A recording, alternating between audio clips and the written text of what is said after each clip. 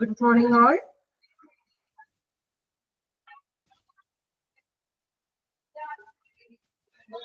Good morning, ma'am. Good morning, ma'am. Good morning, ma'am. Okay, നമുക്ക് class start ചെയ്യാം. നമ്മൾ കഴിഞ്ഞ ക്ലാസ്സിൽ നമ്മൾ മോണിറ്ററിംഗ് ആൻഡ് ഇംപ്രൂവിംഗ് പേഷ്യന്റ് സാറ്റിസ്ഫാക്ഷൻസിൽ 5 reasons why you should measure patient satisfaction അല്ലേ? പേഷ്യന്റിന്റെ സാറ്റിസ്ഫാക്ഷൻ മെഷർ ചെയ്യുന്നതിന്റെ 5 റീസൺസ് ആണ് നമ്മൾ പറഞ്ഞുകൊണ്ടിരുന്നത്. അതിൽ ഫസ്റ്റ് റീസൺ പറഞ്ഞു to provide top tier patient care services. Second one, to know perform the hospital staff. Then what can hospital do? Improve staff performance. അതിന്റെ ഒരു strategies ആണ് നോക്കിയത്. ഇനി മൂന്നാമതായിട്ട് to know miffed and angry patients. ഈ point പറഞ്ഞായിരുന്നോ? കഴിഞ്ഞ ക്ലാസ്സിൽ വായിച്ചോ? വായിച്ചോ? ഓർക്കലുണ്ടോ? 2 റീസൺസ് വരെയല്ലേ നമ്മൾ പറഞ്ഞു നിർത്തിയത്? ഇവിടം വരെയാ. ഓക്കെ, ഇത് വായിച്ചോ നമ്മള്? ഇല്ല. നോ. വായിച്ചിട്ടില്ല. ഓക്കെ.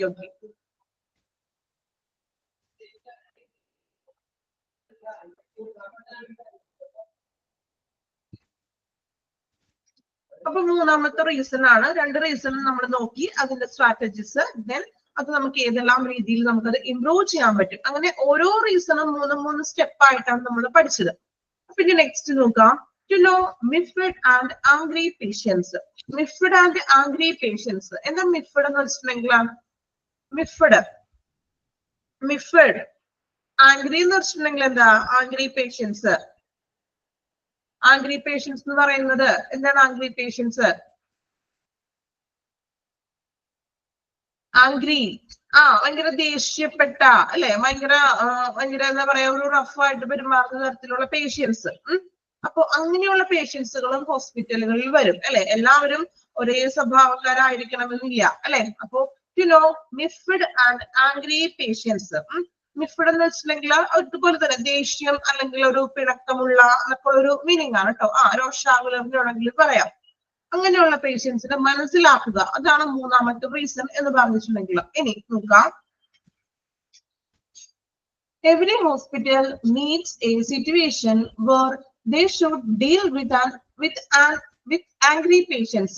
എല്ലാ ഹോസ്പിറ്റലും അല്ലെ where should deals with angry patients. Angry പേഷ്യൻസിനെ നേരിടുക എന്നത് എല്ലാ ഹോസ്പിറ്റലിലും ഒരു എന്താ പറയാ, എല്ലാ ഹോസ്പിറ്റലിലും അങ്ങനെയുള്ള ഒരു പേഷ്യൻസിനെ നമ്മൾ നേരിടേണ്ടതായിട്ടുണ്ട്. ഫസ്റ്റ് ലൈൻ ഒന്ന് അണ്ടർലൈൻ ചെയ്തേക്കാം കേട്ടോ. Every hospital needs A situation where they should deal with angry patients. എല്ലാ ഹോസ്പിറ്റലുകളിലും ആംഗ്രി പേഷ്യൻസിന്, വളരെ ദേഷ്യമുള്ള ഒരു പേഷ്യൻസിനെ നമ്മൾ നേരിടേണ്ടത് ആവശ്യമാണ്. It's a challenging task to corporate എന്നാക്കാട്ടോ. കോർപ്പറേറ്റ് നിങ്ങളുടെ PDF എങ്ങനെയാണ്? COPE എന്നാണോ കിടക്കുന്നത്? കോപ്പ് വിത്ത് മീൻസ് കോപ്പറേറ്റ് വിത്ത് എന്നുള്ളൊരു മീനിങ് ആണ് കേട്ടോ. കോപ്പറേറ്റ് എന്ന് എഴുതി വെച്ചേക്കും മുകളില്.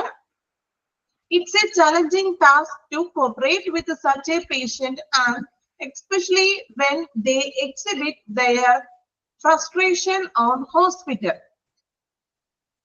ചാപ്റ്റർ നമ്മൾ എടുക്കുന്നത് തന്നെ മോണിറ്ററിംഗ് ആൻഡ് ഇംപ്രൂവൈസ് കേട്ടോ.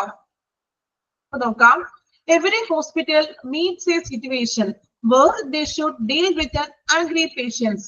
It's a challenging task to cooperate with such a patient and especially when they exhibit their frustration on hospital അല്ലെ. അപ്പൊ നമുക്കറിയാം ആംഗ്രി പേഷ്യൻസിനെ നേരിടുക എന്നത് ഒരു എല്ലാ ഹോസ്പിറ്റലിലും നമ്മൾ അങ്ങനെയുള്ള ഒരു സിറ്റുവേഷൻ ഉണ്ടാകുന്നു. അതായത് ചില പേഷ്യൻസുകൾക്ക് ഒരു ഭയങ്കര എല്ലാവരും ഒരേ സ്വഭാവക്കാരായിരിക്കണമെന്നില്ല. ഒരു ഹോസ്പിറ്റലിൽ വരുന്ന പേഷ്യൻസുകൾ എല്ലാവരും വ്യത്യസ്ത സ്വഭാവക്കാരായിരിക്കും. അപ്പൊ അതില് മിഫ്ഡ് ആയിട്ടുള്ള ആംഗ്രി പേഷ്യൻസുകൾ ഉണ്ടാകും. സോ ഇങ്ങനെയുള്ള ഒരു പേഷ്യൻസിനെ നമ്മൾ മീറ്റ് ചെയ്യേണ്ട ഒരു സന്ദർഭം വരുന്നുണ്ട്.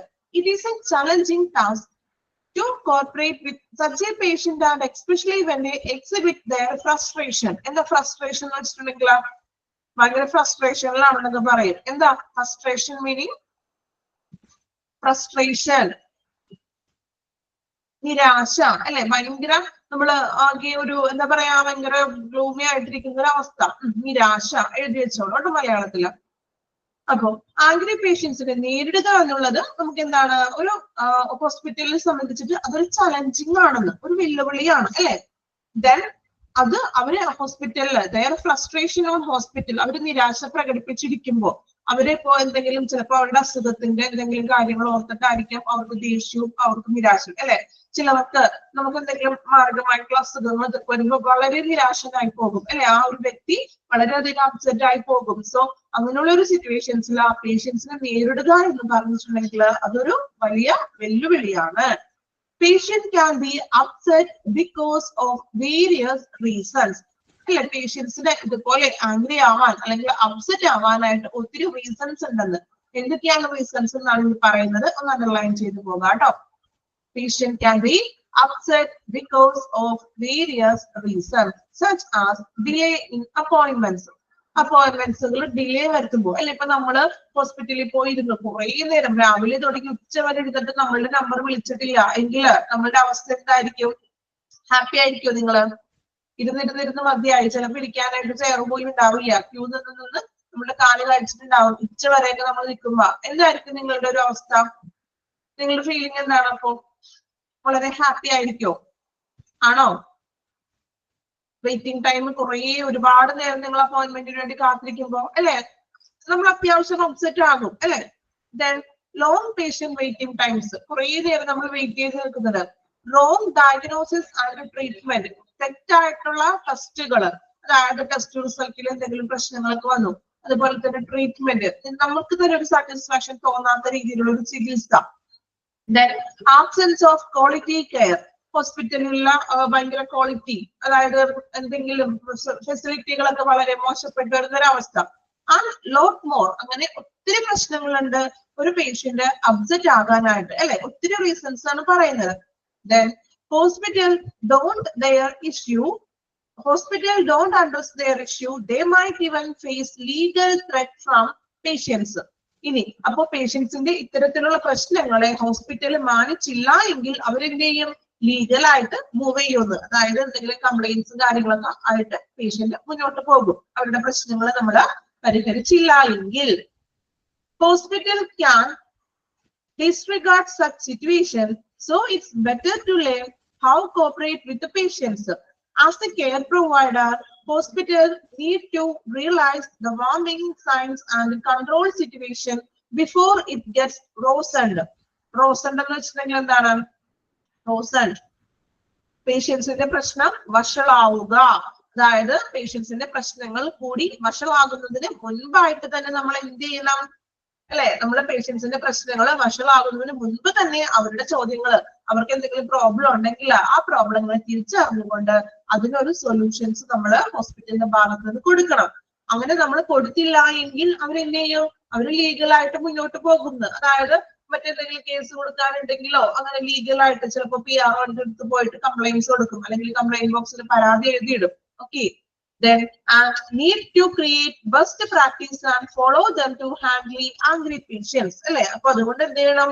രോഗികളെ കൈകാര്യം ചെയ്യാനായിട്ട്, ആംഗ്രി പേഷ്യൻസിനെ ഹാൻഡിൽ ചെയ്യാനായിട്ട് മികച്ച രീതികൾ, ബെസ്റ്റ് പ്രാക്ടീസ്, നല്ല രീതികൾ നമ്മൾ എന്ത് ചെയ്യണം? നല്ല രീതികൾ കൈകാര്യം ചെയ്യണം. അതായത് അവരുടെ പ്രശ്നങ്ങൾ മനസ്സിലാക്കിക്കൊണ്ട് അവരുടെ പ്രശ്നങ്ങൾക്ക് ഒരു സൊല്യൂഷൻസ് നമ്മൾ കാണണം. അല്ലാതെ നമ്മൾ അവരുടെ പ്രശ്നങ്ങളെ കണ്ടില്ല എന്ന് നടിക്കാൻ പാടില്ല. സോ നമ്മൾക്ക് വേണ്ടത് എന്താണ്? അവരുടെ സാറ്റിസ്ഫാക്ഷൻ അല്ലേ. അപ്പൊ എന്ത് ചെയ്യണം?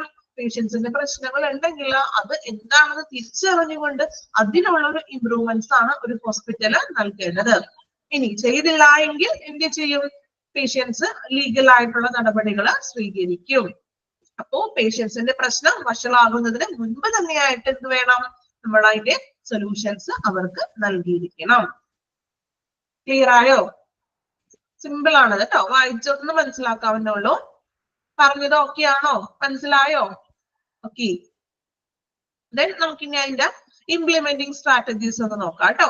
ഇത് ഈ ഒരു ചാപ്റ്ററിലെ ഈ ഓരോ പോയിന്റ് നമുക്ക് എക്സാക്ട് അതുപോലെ തന്നെ നമുക്ക് വായിച്ചത് മനസ്സിലാക്കാൻ പറ്റുള്ളൂ കേട്ടോ. അപ്പൊ അതിൽ കൂടുതൽ ടീച്ചർക്ക് അങ്ങനെ എക്സ്ട്രാ നമുക്ക് പറയാനൊന്നും ഇല്ല. ഇപ്പൊ നിങ്ങൾ വായിച്ചിട്ട് തന്നെ മനസ്സിലായി കാണുമല്ലോ. അങ്ങനെയാണ് ചില ചാപ്റ്റേഴ്സ് നമുക്ക് സെയിം എക്സാക്ട് പോയിന്റുകൾ മാത്രമേ വായിച്ചു പോകാൻ പറ്റുള്ളൂ കേട്ടോ. ഇത് വേറൊരു രീതിയിൽ നമുക്കത് പറഞ്ഞു മീൻസ് ഫലിപ്പിക്കാൻ പറ്റുന്ന ഒന്നല്ല. കാരണം എക്സാമ്പിൾ വെച്ചൊന്നും പറയാൻ പറ്റില്ല. എങ്കിലും കുറെയൊക്കെ നമ്മൾ എക്സാമ്പിൾ വെച്ച് നമ്മളുടെ അനുഭവത്തിൽ നിന്ന് തന്നെ നമുക്ക് പറയാം. ഓക്കെ, ഇനി നമുക്ക് നെക്സ്റ്റ് നോക്കാം.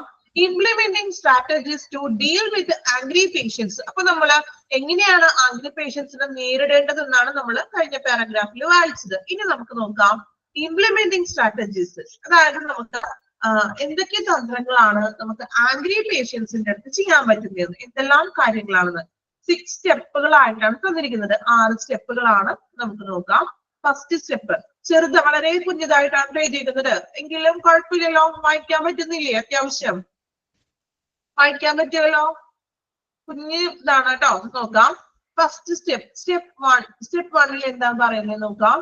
Acknowledge and listen to patients complaints calmly. അല്ലെ, അതായത് പേഷ്യൻസിന്റെ കംപ്ലൈൻസിന് നമ്മൾ ശാന്തമായിട്ട് കേൾക്കുക, കാംലി കേൾക്കുകയും ചെയ്യാതെ അക്നോളജ് അംഗീകരിക്കുക. അല്ലെ, എന്താണോ അവരുടെ പ്രശ്നം അത് മനസ്സിലാക്കുക, അതിനെ നമ്മളൊന്ന് അംഗീകരിക്കുക. Step 2, try to understand the root cause of the problem. അപ്പൊ നമ്മൾ പേഷ്യന്റിന്റെ ഫസ്റ്റ് സ്റ്റെപ്പിൽ എന്താണ് പേഷ്യന്റിന്റെ പ്രോബ്ലം മനസ്സിലാക്കി അതിനെ അംഗീകരിച്ചു. ദെൻ രണ്ടാമതായിട്ട് അണ്ടർസ്റ്റാൻഡ് ദ റൂട്ട് കോസ്. ആ പ്രശ്നത്തിന്റെ പ്രധാന കാരണം, റൂട്ട് കോസ് എന്ന് പറഞ്ഞാൽ എന്താണ്, പ്രധാന മെയിൻ കാരണം എന്താണെന്ന് നമ്മൾ അറിയുക, മനസ്സിലാക്കുക. Try to understand. Then step 3ൽ പറയുന്നത് avoid being defensive and respond with empathy. അപ്പോ ഫസ്റ്റ് സ്റ്റെപ്പിൽ നമ്മൾ പറഞ്ഞു പ്രശ്നം മനസ്സിലാക്കുക, അംഗീകരിക്കുക. രണ്ടാമത്തെ സ്റ്റെപ്പിൽ എന്താണ് ആ പ്രശ്നത്തിന്റെ മെയിൻ കാരണം, അല്ലെ, മെയിൻ കാരണം എന്താണെന്ന് മനസ്സിലാക്കുക. മൂന്നാമത്തെ സ്റ്റെപ്പിൽ പറയുന്നത് avoid being defensive and respond with empathy. അപ്പോ പ്രശ്നങ്ങളൊക്കെ മനസ്സിലാക്കി, കാരണം മനസ്സിലാക്കിക്കൊണ്ട് പ്രതിരോധം ഒഴിവാക്കാൻ, അതായത് ഭയങ്കര റഫായിട്ട് പേഷ്യന്റിനോട് പെരുമാറാതെ എംപതി, ഒരു സഹാനുഭൂതി പ്രകടിപ്പിക്കണം അവരോട്. പ്രശ്നം മനസ്സിലാക്കിക്കൊണ്ട് അവരോട് ചാടിക്കയറി സംസാരിക്കാതെ ഒരു സഹാനുഭൂതി പ്രകടിപ്പിക്കുക. Then fourth step പറയുന്നത് make the practice feel that their concerns are taken seriously. അതായത് ഒരു make the patients feel, പേഷ്യൻസിന്റെ ഉള്ളില് ഒരു ഫീൽ ഉണ്ടാക്കണമെന്ന്. ഇപ്പോ പേഷ്യൻസ് പരാതി കൊടുത്തു, അപ്പൊ ആ പരാതി ഹോസ്പിറ്റലുകാരെ ഏറ്റെടുത്തു, അത് പരിഹരിക്കും, അവരതിനുള്ള ഒരു സൊല്യൂഷൻ കാണും എന്നുള്ള ഒരു തോന്നല് പേഷ്യൻസിന് ഫീൽ ചെയ്യണം എന്ന്. അതായത് ഫീൽ ചെയ്യണമെങ്കിൽ എന്ത് ചെയ്യണം, നമ്മള് അതിന്റെ സൊല്യൂഷൻ അവർക്ക് കൊടുക്കണം, അല്ലെ. Make the patient feel that their concerns are taken seriously. അവരുടെ പരാതികള് സീരിയസ് ആയിട്ട് എടുത്തിട്ടുണ്ടെന്നൊരു ഫീല് പേഷ്യൻസിന് തോന്നിക്കണം. Then step 5ൽ പറയുന്നത് apologize and take quick action to settle the problem. അല്ലെ, അതായത് അപ്പോളജൈസ് ചെയ്യുക, അവരോട് ക്ഷമ ചോദിക്കുക. അപ്പൊ നമ്മളുടെ ഭാഗത്തു നിന്ന്, ഹോസ്പിറ്റലിന്റെ ഭാഗത്തു നിന്നും എന്തെങ്കിലും പ്രോബ്ലംസ് ഉണ്ടെങ്കിൽ ഇനി അങ്ങനെ ഒരു പ്രശ്നങ്ങളൊന്നും ഉണ്ടാവില്ല എന്നുള്ളൊരു അപ്പോളജൈസ് ചെയ്യുക.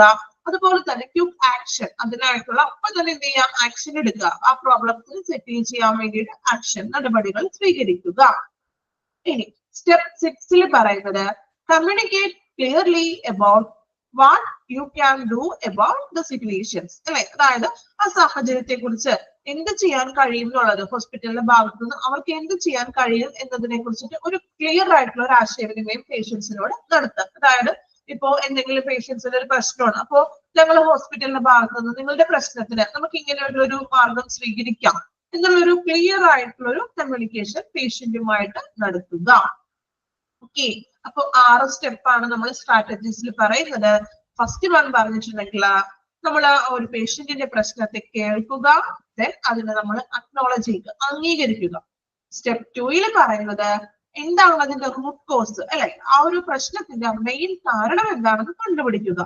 മൂന്നാമതായി പറയുന്നത് അവോയ്ഡ് ബീയിങ് ഡിഫെൻസീവ്, പ്രതിരോധമൊക്കെ ഒഴിവാക്കിക്കൊണ്ട് ഒരു സഹാനുഭൂതി പേഷ്യൻസിനോട് പ്രകടിപ്പിക്കുക. ദെൻ സ്റ്റെപ്പ് 4ൽ പറയുന്നത് പേഷ്യൻസിന് ഫീൽ ചെയ്യണമെന്ന്, അവരുടെ പ്രശ്നം നമ്മൾ സീരിയസ് ആയിട്ട് എടുത്തിട്ടുണ്ടെന്നുള്ള ഒരു ഫീലിങ്സ് പേഷ്യൻസിന് ഉണ്ടാക്കുക. ദെൻ സ്റ്റെപ്പ് 5ൽ പറഞ്ഞിട്ടുണ്ടെങ്കിൽ അപ്പോളജൈസ് ചെയ്യുക, അവരോട് ക്ഷമാപണം ചോദിക്കാം. ദെൻ അവരുടെ പ്രോബ്ലം സെറ്റിൽ ചെയ്യുക. ദെൻ സ്റ്റെപ്പ് 6ൽ പറയുന്നത് കമ്മ്യൂണിക്കേറ്റ് ക്ലിയർലി, ക്ലിയർ ആയിട്ട് കമ്മ്യൂണിക്കേറ്റ് ചെയ്യാം. ആ ഒരു സാഹചര്യത്തിൽ അവരുടെ പ്രശ്നങ്ങൾ മനസ്സിലാക്കിയിട്ട് ഞങ്ങൾക്ക് ഇന്ന കാര്യങ്ങൾ ചെയ്യാൻ സാധിക്കും, ഞങ്ങളത് നിങ്ങൾക്കൊരു സൊല്യൂഷൻ തരാം എന്നുള്ളൊരു കമ്മ്യൂണിക്കേഷൻ പേഷ്യന്റുമായിട്ട് ഉണ്ടാക്കുക. ഓക്കെ, ഇത്രയുമാണ് 6 സ്റ്റെപ്പിൽ വരുന്ന സ്ട്രാറ്റജീസ് എന്ന് പറയുന്നത്. ക്ലിയർ ആണോ സ്ട്രാറ്റജീസ്? ഓക്കെ ആണോ? ഓക്കെ, ഇനി നമുക്ക് അതിന്റെ എന്തൊക്കെ ചെയ്യാൻ പറ്റുന്ന കൂടി നോക്കാം. എന്നിട്ട് നമുക്ക് അത്രയും ഭാഗം ഒന്ന് വായിക്കാം കേട്ടോ. What can hospital do to deal with angry patients? ഇനി ഹോസ്പിറ്റലിന്റെ ഭാഗത്ത് നിന്നും ആംഗ്രി പേഷ്യൻസിന് നമുക്ക് എങ്ങനെ ഡീൽ ചെയ്യാൻ പറ്റുമെന്ന്, ഇത് നമ്മൾ തന്ത്രങ്ങളാണ് കേട്ടോ പറയുന്നത്. ഓരോ റീസൺസിനും നമ്മൾ ആദ്യം റീസൺ എന്താണെന്ന് വായിക്കുന്നുണ്ട്, അതിന്റെ സ്ട്രാറ്റജീസ് പറഞ്ഞു. ലാസ്റ്റ് വൺ നമുക്ക് എങ്ങനെയാണ് അത്തരത്തിലുള്ള പേഷ്യൻസിനെ ഡീൽ ചെയ്യുന്നത്. ഓരോ പോയിന്റ് ആണ് ശ്രദ്ധിക്കുക. Take a deep breath and try to remain calm. പ്രശ്നങ്ങൾ എന്താണ്? ഒരു ദീർഘശ്വാസം എടുത്തിട്ട് ശാന്തത പാലിക്കുക, അല്ലെ? ദീർഘശ്വാസം അല്ലെ, നിങ്ങൾ എടുക്കാറുണ്ടോ അങ്ങനെ? നമുക്ക് ഭയങ്കര ചിലപ്പോ ഭയങ്കര ദേഷ്യമോ എന്തെങ്കിലും കാര്യത്തോർക്ക് ഭയങ്കര ടെൻഷനും ഭയങ്കര ദേഷ്യമൊക്കെ ആയ ടൈമില് എന്ത് ചെയ്യണം? ഒരു ദീർഘശ്വാസം എടുക്കാൻ, ഒരു ഡീപ് ബ്രീത്ത് എടുക്കാൻ. അപ്പൊ നമ്മളുടെ മൈൻഡ് ഒന്നും ഒരു കാമാൻ ക്വൈറ്റ് ആകുമെന്ന്. അങ്ങനെ ഒന്ന് ചെയ്ത് നോക്കണേ, ശരിയാവോ നോക്കാട്ടോ. ട്രൈ ചെയ്യൂലേ? അങ്ങനത്തെ ഒരു സിറ്റുവേഷൻ ഒക്കെ വരുമ്പോ എപ്പോഴെങ്കിലും നമുക്ക് അങ്ങനത്തെ സിറ്റുവേഷൻ ഒക്കെ നമ്മൾ നേരിടാറില്ലേ? ഭയങ്കര ദേഷ്യപ്പെടുന്ന അവസ്ഥ. അപ്പൊ നമ്മുടെ മൈൻഡിൽ എന്തെങ്കിലും കുറിച്ചുള്ള ടെൻഷൻസും കാര്യങ്ങളായിരിക്കാം. പക്ഷെ ചിലപ്പോൾ അത് തീർക്കുന്നത് കുട്ടികളോട് അല്ലെങ്കിൽ വീട്ടിലുള്ളവരോട് ആയിരിക്കാം. ആണോ? അങ്ങനെ സിറ്റുവേഷൻസ് വരാറുണ്ടോ? നമ്മളുടെ ഉള്ളിലെ ഫ്രസ്ട്രേഷൻ ആണത്, അല്ലെ? അപ്പൊ അങ്ങനെയുള്ള ഒരു സിറ്റുവേഷൻസിൽ എന്ത് ചെയ്യാം? ഈ ഒരു മെത്തേഡ് ഒന്ന് ചെയ്ത് നോക്കണേ. ചെയ്യാറുണ്ട്? ഓക്കെ, ചെയ്തിട്ട് റിസൾട്ട് എങ്ങനെയാണ്? ഡീപ് ബ്രീത്ത് എടുത്ത് ചെയ്യുമ്പോ റിസൾട്ട് കിട്ടാറുണ്ടോ അതിന്? സൂപ്പറാണ്. ഓക്കെ അല്ലെ? അപ്പൊ ഇനിയൊന്നും ചെയ്യാത്തവരൊക്കെ ഒന്ന് ചെയ്ത് നോക്കിക്കോളൂ, അല്ലെ? റിസൾട്ട് ആണ്. അപ്പോ നമ്മൾ അങ്ങനത്തെ ഒരു സിറ്റുവേഷൻസിൽ നമ്മൾ ഭയങ്കര ടെൻസ്ഡ് ആയിട്ട് ഇരിക്കുന്ന ഒരു ടൈമിലൊക്കെ ജസ്റ്റ് ഒന്ന് നമ്മൾ യോഗയൊക്കെ ചെയ്യുമ്പോ ഡീപ് ബ്രീത്ത് ആണ് എടുക്കുന്നത്, അല്ലെ? അപ്പൊ അത് നമ്മുടെ മൈൻഡിനെ ഒന്ന് കൂളാക്കണേണ്. ഓക്കെ, അപ്പൊ അതൊരു നല്ലൊരു കാര്യമാണ് കേട്ടോ അങ്ങനെ ചെയ്യുന്നത്. ഗ്യാദർ, സെക്കൻഡ് പോയിന്റ് നോക്കാം. Gather all the details about the patient's disease and treatment provided to them.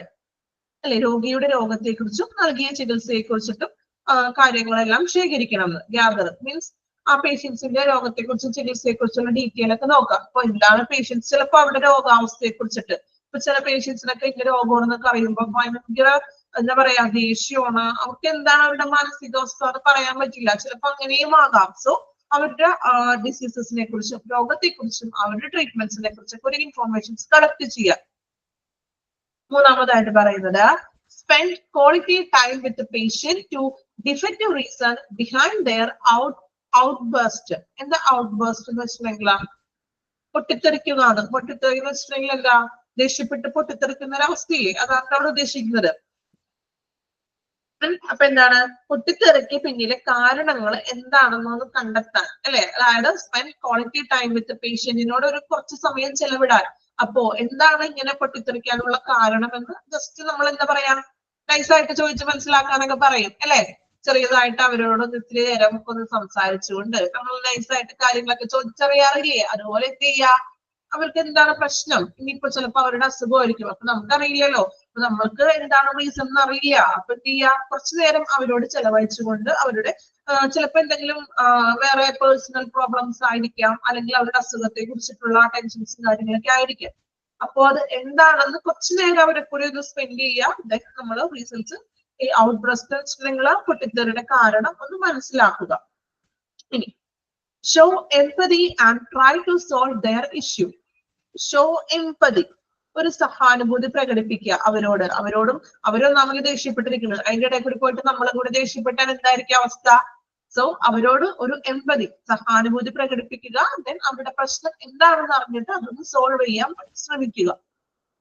Avoid giving away to any arguments and defend against threats. എന്ന് വെച്ചിട്ടുണ്ടെങ്കിൽ നമ്മള് ട്രീറ്റ്സ് എന്ന് വെച്ചിട്ടുണ്ടെങ്കിലേ വാദങ്ങൾ എന്നൊക്കെയാണ്. അതായത് നമ്മൾ ആർഗ്യൂ ചെയ്യില്ലേ, ഇപ്പൊ ആർഗ്യുമെന്റ്സ് ഒക്കെ ചെയ്യില്ലേ, അതുപോലെ. Avoid giving away to any arguments and defend against threats. അതായത് ഇപ്പൊ നമ്മള് ഏതെങ്കിലും വാദങ്ങൾക്ക് വിട്ടുകൊടുക്കുന്നത് ഒഴിവാക്കാൻ. അതായത് നമ്മള് ഇപ്പോ ഒരു കേസ് തന്നെ അത് കൂടുതലായിട്ട് നമ്മൾ ഒരു കാര്യം ഇപ്പൊ ചെറിയൊരു എന്തെങ്കിലും ഒരു ചെറിയ ഇഷ്യൂ ആയിരിക്കും, അത് മറ്റു വാദങ്ങൾക്ക് വിട്ടുകൊടുക്കാതിരിക്കാന്ന്. അതായത് അത് പറഞ്ഞ് കളിപ്പിച്ച് വലുതാക്കുക എന്നൊക്കെ പറയില്ലേ? ചെറിയൊരു പ്രോബ്ലം ആണെങ്കിൽ അതിനൊരു സൊല്യൂഷൻ കാണാം. അല്ലാതെ മറ്റ് വാദങ്ങൾക്ക് അത് ആർഗ്യുമെന്റ്സും അതിനെതിരെ അങ്ങനെ വേറെ വാദങ്ങളൊന്നും പറയാതിരിക്കുക. ചെറിയൊരു പ്രോബ്ലം ആണെങ്കിൽ അത് പരിഹരിക്കുക, അത് കൂട്ടി വലുതാക്കാതിരിക്കുക. Last one, protect legally by carefully documenting clinical and administrative complaints. അല്ലെ, അതായത് protect legally documenting clinical administrative complaints. Clinical administrative പരാതികളൊക്കെ ഉണ്ടെങ്കിൽ അത് രേഖപ്പെടുത്തിക്കൊണ്ട് അത് പ്രൊട്ടക്ട് ലീഗൽ ആയിട്ട് നിയമപരമായിട്ട് അതിനെ നമ്മൾ സംരക്ഷിക്കണമെന്ന്. ഓക്കെ, ചികിത്സാപരമായിട്ടും അല്ലെങ്കിൽ അഡ്മിനിസ്ട്രേറ്റീവ് വല്ല ക്യാഷ് സംബന്ധമായിട്ടുള്ള പ്രശ്നങ്ങളൊക്കെ ഉണ്ടെങ്കിൽ അത് പ്രൊട്ടക്ട് ലീഗൽ നിയമപരമായിട്ട് തന്നെ അതിനെ നമ്മൾ എന്ത് ചെയ്യുക, സംരക്ഷിക്കുക. അങ്ങനെയുള്ള കംപ്ലൈന്റ്സ് ഉണ്ടെങ്കിൽ നിയമപരമായിട്ട് തന്നെ അത് ക്ലിയർ ചെയ്തിട്ട് പേഷ്യൻസിന് കൊടുക്കുക. ഓക്കെ, ഇത്രയുമാണ് ഒരു ആംഗ്രി പേഷ്യൻസിനെ നമ്മൾ പറഞ്ഞത്. ഫസ്റ്റ് വൺ പറഞ്ഞത് ദെൻ എങ്ങനെയൊക്കെയാണ് നമ്മൾ ഹോസ്പിറ്റലിൽ ആംഗ്രി പേഷ്യൻസിനെ നേരിടേണ്ടത്, ദെൻ അതിന്റെ സ്ട്രാറ്റജീസ് എന്തൊക്കെയാണ്, ദെൻ ഹോസ്പിറ്റലിൽ ഡീൽസ് ചെയ്തത് ആംഗ്രി പേഷ്യൻസിനെ നമ്മൾ എങ്ങനെയാണ് ഡീൽസ് ചെയ്യുന്നത്. ഓക്കെ, ഒന്ന് വായിച്ചു നോക്കാം കേട്ടോ.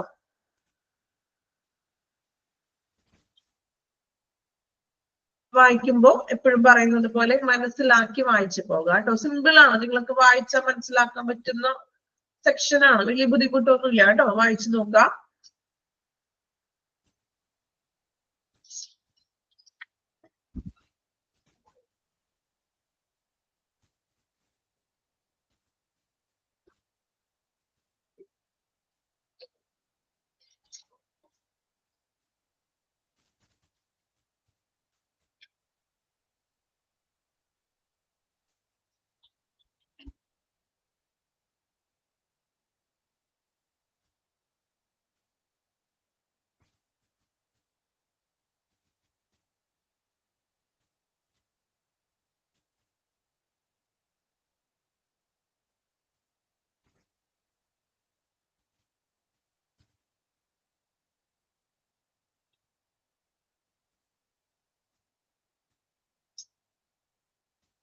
വായിച്ചു നോക്കാണ്ട് എല്ലാവരും 3 കാര്യങ്ങളും വായിക്കണേ.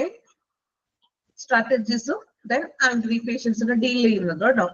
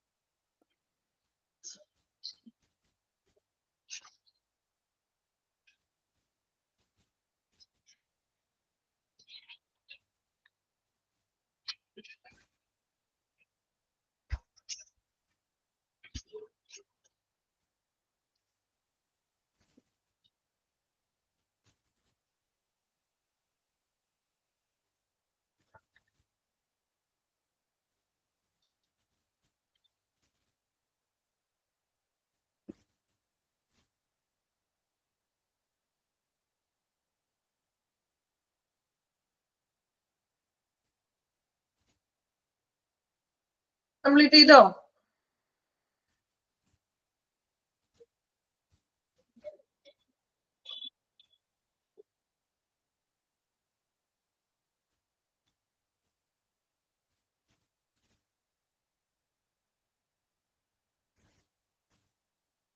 ഓക്കെ, അപ്പൊ നമുക്കിനി നെക്സ്റ്റ് റീസൺ നോക്കാം. 4ാമത്തെ റീസൺ ആണ് ടു ഇംപ്രൂവ് പേഷ്യന്റ് എക്സ്പീരിയൻസ്.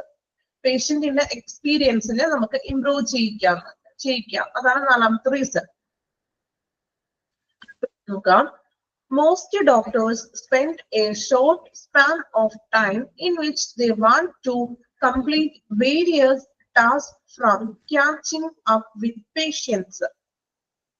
അല്ലെ, അതായത് ഷോർട്ട് സ്പാൻ എന്ന് വെച്ചിട്ടുണ്ടെങ്കിൽ എന്താണ്, ചെറിയൊരു കാലയളവ് കേട്ടോ. ഷോർട്ട് സ്പാൻ, ചെറിയൊരു ടൈം പീരീഡ് എന്നൊക്കെ പറയില്ലേ, ചെറിയൊരു കാലയളവ്. Most doctors spend a short span of time which they want to complete various tasks from catching up with patients, understanding their concerns and providing the required treatment. In such case, it would be difficult for doctors to address all the problems of the patients. എന്താണ് പറയുന്നത്? Most doctors spend A short span അല്ലെ, അതായത് മിക്ക ഡോക്ടർമാരും ഒരു ചെറിയ കാലയളവിലാണ് ചിലവഴിക്കുന്നത് അല്ലെ. ഇപ്പൊ നമ്മള് ഹോസ്പിറ്റലിൽ പോകുമ്പോൾ ചില ഡോക്ടേഴ്സ് സ്ഥിരമായിട്ടുള്ള ഡോക്ടേഴ്സ് ആയിരിക്കും. ചിലപ്പോ ഒരു വർഷം കഴിഞ്ഞിട്ടോ അല്ലെങ്കിൽ ചിലപ്പോ ഒരു 6 months കഴിയുമ്പോൾ നമ്മൾ പിന്നെ ചിലപ്പോൾ ആ ഡോക്ടർ ഉണ്ടാവില്ല, ഡോക്ടേഴ്സ് മാറിക്കൊണ്ടിരിക്കും ഇല്ലേ. ഇപ്പോ ഈ ഗവൺമെന്റ് ഹോസ്പിറ്റലുകളൊക്കെ ആണെങ്കിൽ കൂടുതലും അങ്ങനെയൊക്കെയാണ്. ചിലപ്പോ 1-2 മാസമൊക്കെ ഒരു ഡോക്ടറൊക്കെ ഉണ്ടാവുള്ളൂ.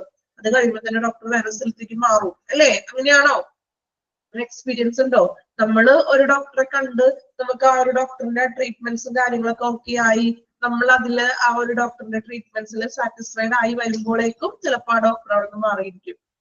അപ്പൊ പറയുന്നത് മോസ്റ്റ് ഡോക്ടേഴ്സ് അല്ലെ, മിക്ക ഡോക്ടർമാരും ഒരു ചെറിയ കാലയളവിലാണ് അവിടെ ചിലവഴിക്കുന്നത് ഹോസ്പിറ്റലുകളിൽ.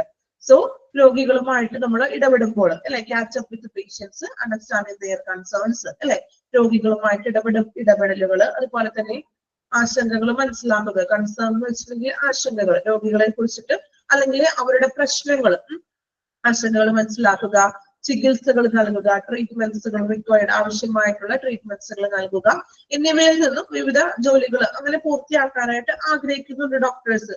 പക്ഷെ അവർക്ക് ചിലപ്പോ ആ ഒരു കുറഞ്ഞ ടൈം പീരീഡ് മാത്രമായിരിക്കും അവർ ആ ഒരു ഹോസ്പിറ്റലിൽ നിലകൊള്ളുന്നത് അല്ലെ. അപ്പൊ അങ്ങനെയുള്ള സിറ്റുവേഷൻസിൽ പേഷ്യൻസിനെ സംബന്ധിച്ചിട്ടുള്ള എന്താണ്, it would be difficult for doctors to address all problems of the patients അല്ലെ. അങ്ങനെ വരുമ്പോൾ അത്തരം സന്ദർഭങ്ങളിൽ സിറ്റുവേഷൻസിൽ രോഗിയുടെ എല്ലാ പ്രശ്നങ്ങളും മനസ്സിലാക്കി പരിഹരിക്കുക എന്നുള്ളത് ഒരു ഡിഫിക്കൽട്ട് ആയിട്ടുള്ള ഒരു കാര്യമാണ് അല്ലെ. ചിലപ്പോൾ നമ്മൾ ട്രീറ്റ്മെന്റ്സ് ഒക്കെ ആ ഒരു ഡോക്ടർ സ്റ്റാർട്ട് ചെയ്തു, ഒരു ഹാഫ് പോർഷൻസ് ട്രീറ്റ്മെന്റ് സ്റ്റാർട്ട് ചെയ്തു കഴിഞ്ഞു, അപ്പോഴേക്കും ഡോക്ടർ ചിലപ്പോൾ മാറിപ്പോയിട്ടുണ്ടാവും. അപ്പൊ അതൊരു ഡിഫിക്കൽട്ട് ആയിട്ടുള്ള ഒരു കാര്യമാണ്. കുറഞ്ഞൊരു ടൈം പീരീഡിൽ ഡോക്ടേഴ്സ് ഉള്ളത് കൊണ്ട് പ്രശ്നങ്ങൾ പൂർണ്ണമായിട്ടും പ്രോബ്ലംസ് മനസ്സിലാക്കി അത് മാറ്റിയെടുക്കാനായിട്ട് സാധിക്കാറില്ല അല്ലെ. അത് സത്യമായിട്ടുള്ള ഒരു കാര്യമാണ്. നമുക്ക് പലപ്പോഴും അത് നമ്മളുടെ ഓൺ എക്സ്പീരിയൻസ് ആയിരിക്കാം അല്ലെ. ആണോ? നമ്മളൊരു ഡോക്ടറെ കണ്ടു, നമുക്ക് ആ ഡോക്ടറിന്റെ ട്രീറ്റ്മെന്റ്സിലൊക്കെ നമ്മൾ സാറ്റിസ്ഫൈഡ് ആയി ചെല്ലുമ്പോൾ നെക്സ്റ്റ് ടൈം നമ്മൾ അവിടെ ചെല്ലുമ്പോൾ ചിലപ്പോൾ ആ ഡോക്ടർ ഉണ്ടാവില്ല, ചോദിക്കുമ്പോൾ ചിലപ്പോൾ ആ ഡോക്ടർ മാറിപ്പോയിട്ടുണ്ടെന്ന് പറയും. പറയാറുണ്ടോ? അങ്ങനെ അനുഭവം വന്നിട്ടുണ്ടോ? ആർക്കും ഈ അനുഭവം ഉണ്ട് അല്ലെ. നമ്മൾക്ക് അങ്ങനെ ഒരു സാറ്റിസ്ഫൈഡ് ആണെങ്കിൽ നമ്മൾ വീണ്ടും ആ ഒരു ഡോക്ടറെ തന്നെ ആയിരിക്കില്ലേ ചൂസ് ചെയ്യുന്നത്. ഇപ്പൊ കുട്ടികളുടെ ഡോക്ടർ ആണെങ്കിൽ നമ്മൾ സ്ഥിരം കാണിക്കുന്ന ഒരു ഡോക്ടർ ഉണ്ടാകും. അപ്പോ ആ ഡോക്ടർ ഇല്ലെങ്കിൽ നമുക്ക് ഒരു സാറ്റിസ്ഫൈഡ് ആയിരിക്കില്ല മറ്റൊരാളെ കാണുമ്പോൾ അല്ലെ. അങ്ങനെയല്ലേ? നോക്കാം. If we do not get answers for specific queries like, if we do not get answer, we do not ഉദ്ദേശിക്കുന്ന പേഷ്യൻസിന് പറയുന്ന സ്പെസിഫിക് ക്വറീസ് മീൻസ് ക്വസ്റ്റ്യൻസ്. ഈ പറയുന്ന ചോദ്യങ്ങൾക്ക് ഉത്തരം ലഭിച്ചില്ല എങ്കിൽ നോക്കിയേ എന്തൊക്കെയാണ് നോക്കാം. ക്വസ്റ്റ്യൻസ് ആണ് കേട്ടോ, പേഷ്യൻസ് ചോദിക്കുന്ന ക്വസ്റ്റ്യൻസ് ആണ്. Did we provide the desire care, ശരിയായിട്ട് ഞങ്ങൾക്ക് ആവശ്യമായിട്ടുള്ള ശരിയായ പരിചരണം ലഭിച്ചോ. Did we give the right advice, ഞങ്ങൾക്ക് ശരിയായിട്ടുള്ളൊരു ഉപദേശങ്ങൾ ഡോക്ടേഴ്സിൽ നിന്നും അഡ്വൈസുകൾ ലഭിച്ചോ. It would be difficult for hospital to improve patient experience, ഇത്തരത്തിലുള്ള പേഷ്യൻസിന്റെ ചോദ്യങ്ങൾക്ക് ആൻസർ കൊടുക്കാൻ നമുക്ക് സാധിച്ചില്ല എങ്കിൽ നമുക്കതൊരു ഡിഫിക്കൽട്ട് ആണെന്ന്, പേഷ്യൻസിന്റെ അനുഭവം മെച്ചപ്പെടുത്താനായിട്ട് ബുദ്ധിമുട്ടുള്ള ഒരു കാര്യമാണെന്ന്. അപ്പോ അവർക്ക് ശരിയായിട്ടുള്ള ഒരു ട്രീറ്റ്മെന്റ്സ് നൽകണം അല്ലെ. അവരുടെ ഈ ചോദ്യങ്ങൾക്ക് അവർക്ക് ശരിയായിട്ടുള്ള കെയർ ലഭിച്ചോ, അല്ലെങ്കിൽ ശരിയായിട്ടുള്ള അഡ്വൈസ് ഒക്കെ ഞങ്ങൾക്ക് ലഭിച്ചിട്ടുണ്ടോ എന്നുള്ള ഒരു ചോദ്യങ്ങൾക്ക് ഹോസ്പിറ്റലിന്റെ ഭാഗത്ത് നിന്നും മറുപടി കൊടുക്കാൻ സാധിച്ചില്ല എങ്കിൽ എന്ത് ചെയ്യാൻ പറ്റില്ല, പേഷ്യൻസിന്റെ എക്സ്പീരിയൻസ് മെച്ചപ്പെടുത്താനായിട്ട് ഹോസ്പിറ്റലിന് ബുദ്ധിമുട്ടായിരിക്കും. One of the best way to improve is by engaging with the patients and addressing their problems correctly after every interaction. അപ്പോ പേഷ്യൻസിന്റെ എക്സ്പീരിയൻസ് ഇംപ്രൂവ് ചെയ്യാനായിട്ടുള്ള one of the best way എന്ന് പറഞ്ഞിട്ടുണ്ടെങ്കിൽ എന്താണ്, engaging with the patient and addressing their problems correctly after every interactions. പേഷ്യൻസിനോടുള്ള ഓരോ interaction എന്ന് പറഞ്ഞാൽ എന്താണ്, അവരോട് നമ്മൾ കമ്മ്യൂണിക്കേഷൻ ചെയ്യില്ലേ, ആ കമ്മ്യൂണിക്കേഷൻ ചെയ്യുന്ന ഓരോ ഇന്ററാക്ഷൻസിലും പേഷ്യൻസിന്റെ പ്രോബ്ലംസിനെ അഡ്രസ് ചെയ്യാൻ, മനസ്സിലാക്കാൻ, എന്താണ് പേഷ്യൻസിന്റെ പ്രോബ്ലം എന്ന് കറക്റ്റ് ആയിട്ട് നമ്മൾ മനസ്സിലാക്കിയെടുക്കുക. അപ്പൊ നമുക്ക് എന്ത് ചെയ്യാൻ പറ്റും, അതിനുള്ള സൊല്യൂഷൻസ് കൊടുക്കാനും സാധിക്കും. ഓക്കെ, ഇതാണ് പേഷ്യന്റിന്റെ എക്സ്പീരിയൻസിൽ പറയുന്നത്. മെയിൻ ആയിട്ട് പറയുന്നത് ഡോക്ടേഴ്സ് കുറഞ്ഞ കാലയളവിലാണ് ഒരു ഹോസ്പിറ്റലിൽ ചിലവഴിക്കുന്നത്. സോ പേഷ്യൻസിന്റെ എല്ലാ പ്രോബ്ലംസും മനസ്സിലാക്കി എടുക്കുക എന്നുള്ളത് ഒരു ബുദ്ധിമുട്ടുള്ള ഒരു കാര്യമാണ്. ചിലപ്പോൾ ട്രീറ്റ്മെന്റ്സ് പൂർത്തിയാക്കാനും സാധിക്കില്ല. ദെൻ പേഷ്യൻസിനെ സംബന്ധിച്ച് അവരുടെ കുറച്ച് ക്വസ്റ്റ്യൻസുകൾക്ക് ഉത്തരം നൽകാൻ കഴിഞ്ഞില്ല എങ്കിൽ ഹോസ്പിറ്റലുകൾക്ക് പേഷ്യന്റിന്റെ എക്സ്പീരിയൻസ് ഇംപ്രൂവ് ചെയ്യാനായിട്ട് ബുദ്ധിമുട്ടാണ്. ദെൻ പേഷ്യൻസിന്റെ ഇംപ്രൂവ്മെന്റ്സ്, പേഷ്യൻസിന്റെ എക്സ്പീരിയൻസ് ഇംപ്രൂവ് ചെയ്യാനായിട്ടുള്ള ഒരു ബെസ്റ്റ് മാർഗം എന്ന് വെച്ചിട്ടുണ്ടെങ്കിൽ ഓരോ ഇന്ററാക്ഷൻസിലും പേഷ്യൻസിനോട് അവരുടെ പ്രോബ്ലംസിനെ അഡ്രസ് ചെയ്യുക, ചോദിച്ച് അറിഞ്ഞ് മനസ്സിലാക്കുക. ഓക്കെ, ക്ലിയർ ആണോ? Patient experience okay.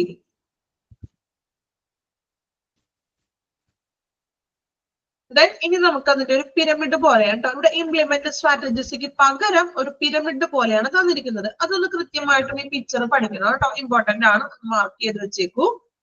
ജസ്റ്റ് ഒരു പിരമിഡ് ആണിത്. പിരമിഡ് പഠിച്ചിട്ടില്ലേ സോഷ്യൽ സ്റ്റഡീസില്? ജസ്റ്റ് ഒരു പേഷ്യന്റിന്റെ ഒരു ഫ്ലോ ചാർട്ട് പോലെ തന്നെയാണ് ഉദ്ദേശിക്കുന്നത്. First one patient experience, then patient journey അല്ലെ, പേഷ്യന്റിന്റെ അനുഭവം, പേഷ്യന്റിന്റെ ജേണി, പേഷ്യന്റിന്റെ യാത്ര, ചികിത്സയിലുള്ള ഒരു യാത്ര. ദെൻ പേഷ്യന്റ് സെൻട്രിക് സർവീസസ്, രോഗി കേന്ദ്രീകൃതമായിട്ടുള്ള സർവീസസുകൾ. Then last one patient experience. ഇനി പേഷ്യന്റ് ജേണിയും പേഷ്യന്റ് എക്സ്പീരിയൻസും ഉൾക്കൊള്ളുന്നതാണ് how the practice engage with its patients, രോഗികളുമായിട്ട് എങ്ങനെയാണ് ഇടപെടുന്നത് എന്നുള്ളത്. അതാണ് പേഷ്യന്റിന്റെ യാത്രയിലും പേഷ്യന്റിന്റെ എക്സ്പീരിയൻസ് എന്ന് പറഞ്ഞിട്ടുണ്ടെങ്കിൽ. ദെൻ പേഷ്യന്റ് സെൻട്രിക് സർവീസിൽ what value the practice deliver to its patients, അതിന്റെ പരിശീലനം എങ്ങനെയാണ് രോഗികൾക്ക് പ്രാക്ടീസ് കൊടുക്കുന്നതെന്ന്. അതായത് പരിശീലനം മീൻസ് ചികിത്സ ട്രീറ്റ്മെന്റ്സുകൾ ഡെലിവർ ചെയ്യുന്നത് പേഷ്യൻസിന് എങ്ങനെയാണ്. ഇത് ഇതുപോലെ തന്നെ പഠിക്കണം കേട്ടോ. ഇത് കൂടുതൽ ഡീറ്റെയിൽ ഒന്നും ഇല്ല, ജസ്റ്റ് ആ പിരമിഡ് എങ്ങനെയാണോ അതുപോലെ തന്നെ ഒന്ന് പഠിച്ചു വെക്കാം. ഈ ഉള്ളിലത്തെ രണ്ടെണ്ണം ഫസ്റ്റ് ഏറ്റവും മുകളിലും ടോപ്പിലും താഴെയും പേഷ്യന്റ് എക്സ്പീരിയൻസ് തന്നെയാണ്. അതിൽ നടുക്ക് വന്നിരിക്കുന്നത് പേഷ്യന്റ് സെൻട്രിക് സർവീസും പേഷ്യന്റ് ജേണി. പിന്നെ ഇപ്പുറത്തുള്ളത് ഒന്ന് ജസ്റ്റ് ഒന്ന് മനസ്സിലാക്കി വെക്കുക. പിരമിഡിന്റെ ഉള്ളിലുള്ളത് പ്രാധാന്യം കൊടുത്ത് തന്നെ പഠിക്കാം. ഓക്കെ, പിരമിഡ് ഇമ്പോർട്ടന്റ് ആണ്. ചിലപ്പോ എന്തെങ്കിലും വിട്ടുപോയ ഭാഗങ്ങൾ പൂരിപ്പിക്കാൻ എന്തെങ്കിലും ഒക്കെ എക്സാമിന് വന്നേക്കാം കേട്ടോ പിരമിഡില്. അതൊന്ന് മാർക്ക് ചെയ്ത് വെക്കാം.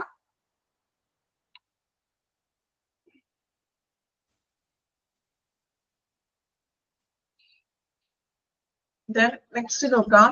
What hospital can do improve the patient experience. ഹോസ്പിറ്റലിന് പേഷ്യന്റിന്റെ എക്സ്പീരിയൻസ് ഇംപ്രൂവ് ചെയ്യിക്കാനായിട്ട് എന്തെല്ലാം കാര്യങ്ങളാണ് ചെയ്യാൻ പറ്റുന്നത്? First one, establish a centralized hospital information system to streamline hospital process, patient registration, appointment scheduling, generating bills, publishing lab test reports, setting up reminders, etc. Streamline എന്താണ്? ഒരു വിവര സാങ്കേതിക വിദ്യ, അതായത് സെൻട്രലൈസ്ഡ് ആയിട്ടുള്ള ഹോസ്പിറ്റലിന്റെ ആശുപത്രി പ്രക്രിയകൾ കാര്യക്ഷമമാക്കുന്നതിന് വേണ്ടിയിട്ട് ഒരു സെൻട്രലൈസ്ഡ് ആയിട്ടുള്ള ഒരു ടോട്ടൽ ആയിട്ടുള്ള ഒരു ഇൻഫോർമേഷൻ സിസ്റ്റം, ഒരു വിവര സംവിധാനം സ്ഥാപിക്കുക. അതായത് എല്ലാം കമ്പ്യൂട്ടറൈസ്ഡ് ആക്കിയിട്ട് ടോട്ടൽ ആയിട്ടുള്ള ഒരു ഇൻഫോർമേഷൻസ് ആ കമ്പ്യൂട്ടർ സിസ്റ്റത്തിൽ അപ്ഡേറ്റ് ചെയ്യുക. എന്തൊക്കെ കാര്യങ്ങളാണ് അപ്ഡേറ്റ് ചെയ്യേണ്ടതെന്നാണ്? പേഷ്യന്റിന്റെ registrations, appointment scheduling, then bill, generating bills, then lab ടെസ്റ്റുകൾ, റിപ്പോർട്ട്സുകൾ, ദെൻ റിമൈൻഡേഴ്സുകൾ, ഇതെല്ലാം ഉൾക്കൊള്ളുന്ന ഒരു ടോട്ടലി ഒരു സ്ട്രീം ലൈൻ ഉദ്ദേശിക്കുന്നത് ഒരു എന്താ പറയാ, ഒരു നമ്മളിപ്പോ എല്ലാ കാര്യങ്ങളും നമ്മള് സിസ്റ്റം വഴിയാണ് ചെയ്യുന്നത്. അപ്പൊ അങ്ങനെയുള്ളൊരു കേന്ദ്രീകൃതമായിട്ടുള്ള ഒരു വിവര സാങ്കേതിക സംവിധാനം ഓരോ പേഷ്യൻസിനും തയ്യാറാക്കാൻ. അതായത് ഒരു പേഷ്യൻസിന്റെ ഡീറ്റെയിൽ ഇപ്പൊ അങ്ങനെയാണ് എല്ലാ ഹോസ്പിറ്റലിലും ചെയ്യുന്നത്. ഇപ്പൊ നമുക്ക് പഴയ പോലെ ചീട്ടും കാര്യങ്ങളൊന്നും ഇല്ല. പേഷ്യൻസിനെ സംബന്ധിച്ചിട്ടുള്ള എല്ലാ കാര്യങ്ങളും ഇപ്പൊ നമ്മൾ ഡോക്ടറിന്റെ റൂമിൽ ചെല്ലുമ്പോ ഡോക്ടറിന്റെ സിസ്റ്റത്തിൽ നമ്മളുടെ ചീട്ട് ഓപ്പൺ ചെയ്യും അല്ലെ? ആണോ? അങ്ങനെയാണോ ഇപ്പൊ ചെയ്യുന്നത്? അങ്ങനെയാണോ? പണ്ട് നമ്മളൊരു ചീട്ട്, ഒരു ബുക്ക് ഉണ്ടാവും, ഒരു ഫയലായിരുന്നു, ഫയലിലാണ് ഡോക്ടർ കുറിക്കുന്നതൊക്കെ. ആണോ? ഇപ്പൊ അങ്ങനെയാണോ? അങ്ങനെ ഫോളോ ചെയ്യുന്നത് കണ്ടിട്ട് ഇപ്പൊ ചില ഹോസ്പിറ്റലുകളൊക്കെ അധികം ഡെവലപ്ഡ് ആവാത്ത ഹോസ്പിറ്റലുകളിലും ഇപ്പോഴും അങ്ങനെ തന്നെയുണ്ട്. എങ്കിലും ഇപ്പൊ കൂടുതലും ഡോക്ടറുടെ റൂമിലെ കമ്പ്യൂട്ടറിൽ തന്നെയല്ലേ നമ്മളുടെ ഡീറ്റെയിൽസും കാര്യങ്ങളും എടുക്കുന്നത്. അതാണ് ഇവിടെ പറയുന്നത്. ഇപ്പൊ ഓൾറെഡി ഉണ്ട് അത്. സെൻട്രലൈസ്ഡ് ആയിട്ടുള്ള ഒരു സിസ്റ്റം കൊണ്ടുവരിക. Second one, focus on each patient and provide personalised patient care. ഓരോ രോഗിയും ശ്രദ്ധ കേന്ദ്രീകരിക്കുക, ഫോക്കസ് ചെയ്യുക. അതുപോലെ തന്നെ പേഴ്സണലൈസ്ഡ് ആയിട്ടുള്ള ഒരു പേഷ്യന്റ് കെയറുകൾ കൊടുക്കാന്ന് അല്ലെ? ഇപ്പൊ വ്യക്തിപരമായിട്ടുള്ള ഒരു കെയറും പേഷ്യൻസിന് നൽകുക. ദെൻ മൂന്നാമത്തെ point, read out to patient and communicate with them on different channels. അല്ലെ, അതായത് ചാനൽസ് ഉദ്ദേശിക്കുന്നത് വിവിധ മാർഗങ്ങൾ എന്നാണ് കേട്ടോ, വിവിധ ഡയറക്ഷൻസുകൾ എന്നൊക്കെയാണ് ഉദ്ദേശിക്കുന്നത്. റീഡ് ഔട്ട് പേഷ്യൻസ്, രോഗികളെ വായിക്കാന്ന് വെച്ചിട്ടുണ്ടെങ്കിൽ അവരെ മനസ്സിലാക്കുക, അവരുടെ പ്രശ്നങ്ങളൊക്കെ ഉണ്ടെങ്കിൽ അത് വായിച്ച് മനസ്സിലാക്കുക, അതാണ് വായിക്കുക എന്നുള്ളൊരു മീനിങ്. അവരോട് നമ്മൾ സംസാരിക്കുമ്പോൾ കൂടുതലായിട്ട് അടുത്തറിയുക. Then communicate with them different channels, then അവരോട് വ്യത്യസ്ത ആശയവിനിമയങ്ങൾ, ഓരോ മാർഗങ്ങളിലൂടെ ആശയവിനിമയങ്ങൾ നടത്താവുന്ന ചാനൽസ് എന്ന് വെച്ചിട്ടുണ്ടെങ്കിൽ ഡയറക്ഷൻസുകൾ നൽകുക. Conduct patient survey to collect valuable feedback, പേഷ്യൻസിന്റെ സർവേ നടത്തുക, അവരുടെ ഫീഡ്ബാക്കുകൾ നമുക്ക് ലഭിക്കുന്നതിന് വേണ്ടി പേഷ്യൻസിന് എന്ത് ചെയ്യുക, പേഷ്യന്റ് സർവേകൾ നടത്താം. Try to understand how patients perceive the quality of care given. Perceive എന്ന് വെച്ചിട്ടുണ്ടെങ്കിൽ എന്താ, നടപ്പാക്കുക. Understand how patient perceive quality care, പേഷ്യൻസിന് ഒരു ക്വാളിറ്റി കെയർ നടപ്പിലാക്കുക, നല്ല രീതിയിലുള്ള ഒരു ക്വാളിറ്റി ആയിട്ടുള്ള ഒരു കെയർ പരിചരണം പ്രൊവൈഡ് ചെയ്യുക. Then discuss with stakeholders and implement quality measures. ഈ സ്റ്റേക്ക് ഹോൾഡേഴ്സ് എന്ന് വെച്ചിട്ടുണ്ടെങ്കിൽ എന്താ, സ്റ്റേക്ക് ഹോൾഡർ എന്ന് പറയുമ്പോൾ അതിന്റെ പ്രോപ്പർ മലയാളം പറയണമെങ്കിൽ ഓഹരി ഉടമ എന്നൊക്കെയാണ് കേട്ടോ. ഓഹരി ഉടമ ഇവിടെ ഉദ്ദേശിച്ചിരിക്കുന്നത് എന്താണ്, നമ്മള് ഇംപ്ലിമെന്റ് ക്വാളിറ്റി മെഷേഴ്സ് കൊണ്ടുവരാൻ, അതായത് രോഗിയെ അല്ലെങ്കിൽ നമ്മളെ ഗുണനിലവാരം മെച്ചപ്പെടുത്താൻ വേണ്ടിയിട്ട്, ഹോസ്പിറ്റലിന്റെ ഗുണനിലവാരം മെച്ചപ്പെടുത്താനായിട്ട് നടപടികൾ സ്വീകരിക്കാനായിട്ട്, ഇംപ്ലിമെന്റ് എന്ന് വെച്ചാൽ നടപടികൾ കൊണ്ടുവരിക. സ്റ്റേക്ക് ഹോൾഡർ എന്ന് പറഞ്ഞിട്ടുണ്ടെങ്കിൽ ഹോസ്പിറ്റലിന്റെ മാനേജ്മെന്റ് മറ്റുമാണ് ഇവിടെ ഉദ്ദേശിക്കുന്നത് കേട്ടോ. അപ്പൊ അവരെന്ത് ചെയ്യാം, ക്വാളിറ്റി മെഷർ കൊണ്ടുവരാനായിട്ട് പുതിയ പുതിയ ഇംപ്ലിമെന്റേഷൻസ് നടപടികൾക്ക് പ്രൊസീജിയേഴ്സും കാര്യങ്ങളും കൊണ്ടുവരിക. ഓക്കെ, ഇത്രയും കാര്യങ്ങളാണ് നമ്മള് നാലാമത്തെ റീസൺ ആയ ടു ഇംപ്രൂവ് പേഷ്യന്റ് എക്സ്പീരിയൻസിൽ പറയുന്നത്. ഓക്കെ, ഒന്ന് വായിച്ചു നോക്കാം കേട്ടോ. ഇംപ്രൂവ് പേഷ്യന്റ് എക്സ്പീരിയൻസ് 3 കാര്യങ്ങൾ വായിക്കാം. ഫസ്റ്റ് പാരഗ്രാഫ്, ദെൻ പിരമിഡ് ആണ്, ദെൻ നമുക്ക് എന്ത് ചെയ്യാൻ പറ്റും.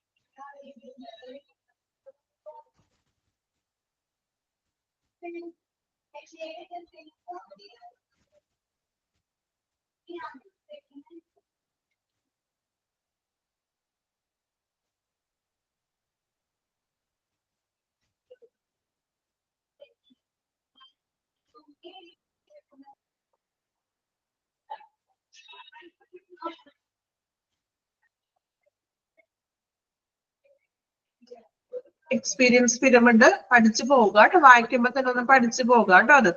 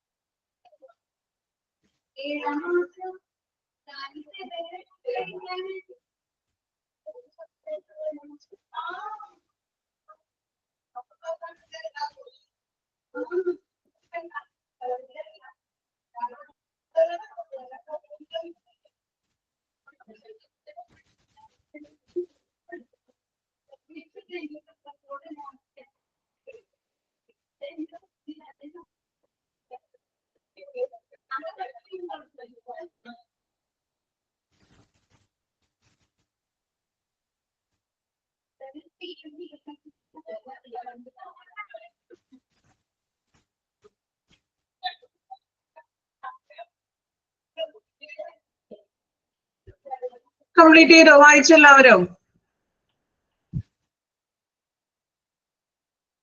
ഓക്കെ, ഇനി നമുക്ക് ഫിഫ്ത്ത് റീസണും കൂടി നോക്കാം കേട്ടോ. 5 റീസൺസ് ആണ്, അപ്പൊ നമുക്ക് ഫിഫ്ത്ത് റീസണും കൂടി ഇന്ന് വായിച്ചു പോകാം. Fifth one, to improve patient retention. To improve patient retention. പേഷ്യൻസിന്റെ രോഗിയെ നിലനിർത്താൻ അല്ലെങ്കിൽ മെച്ചപ്പെടുത്തൽ എങ്ങനെയാണ് നമ്മൾ രോഗിയെ ഹോസ്പിറ്റലിൽ നിലനിർത്തുക അല്ലെങ്കിൽ രോഗിയെ മെച്ചപ്പെടുത്തുന്നത് നോക്കാം.